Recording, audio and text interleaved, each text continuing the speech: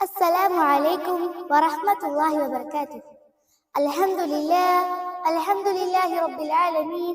الصلاة والسلام على أشرف الأنبياء والمرسلين وعلى آله وأصحابه أجمعين. أما بعد.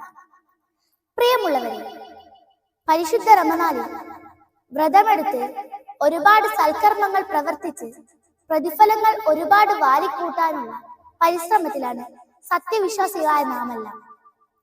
അതെ, വിശുദ്ധ റമദാൻ മഗ്ഫിറത്തിന്റെ, പാപമോചനത്തിന്റെ മാസമാണ്, വിട്ടുവീഴ്ചയുടെ മാസമാണ്. നമ്മുടെ ഇന്നലകളിൽ സംഭവിച്ചു പോയ പാപക്കറകളെല്ലാം കാരുണ്യവാനായ അള്ളാഹു മായ്ച്ചു തരുന്ന മാസമാണ്.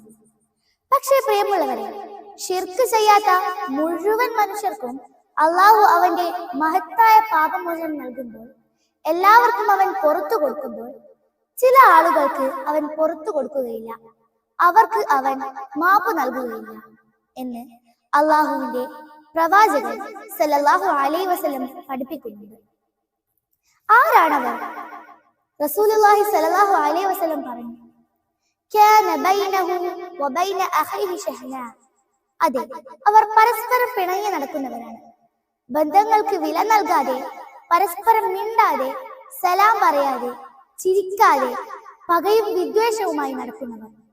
അവർക്കാണ് അള്ളാഹുവിന്റെ ഔദാര്യത്തിൽപ്പെട്ട ഈ മഗ്ഫിറത്ത് ലഭിക്കുകയില്ല എന്ന്, പാപമോചനം ലഭിക്കുകയില്ല എന്ന് റസൂലുള്ളാഹി സ്വല്ലല്ലാഹു അലൈഹി വസല്ലമ പഠിപ്പിക്കുന്നത്. കുടുംബ ബന്ധം വിച്ഛേദിച്ചവൻ സ്വർഗത്തിൽ പ്രവേശിക്കുകയേയില്ല എന്ന പ്രവാചകധ്യാപനം ഈ അവസരത്തിൽ നാം ഓർക്കേണ്ടതാണ്.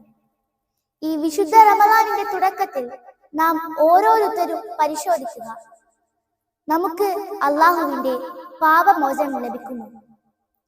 നാം ആരെങ്കിലുമായി ബന്ധം വിച്ഛേദിച്ചിട്ടുണ്ടോ? ഉണ്ടെങ്കിൽ അത്തരം ബന്ധങ്ങൾ നാം വിലക്കി ചേർത്ത് പരലോക മോക്ഷത്തിനു വേണ്ടി അള്ളാഹുവിന്റെ പാപമോചനം തേടി മുന്നോട്ട് പോകാം. അള്ളാഹു നമ്മെ എല്ലാം സ്വാലിഹീങ്ങളായ അവന്റെ ദാസന്മാരിൽ ഉൾപ്പെടുത്തി അനുഗ്രഹിക്കുമാറാകട്ടെ. വആഖിറു ദഅവാനാ അൽഹംദുലില്ലാഹി റബ്ബിൽ ആലമീൻ. അസ്സലാമു അലൈക്കും വറഹ്മത്തുള്ളാഹി.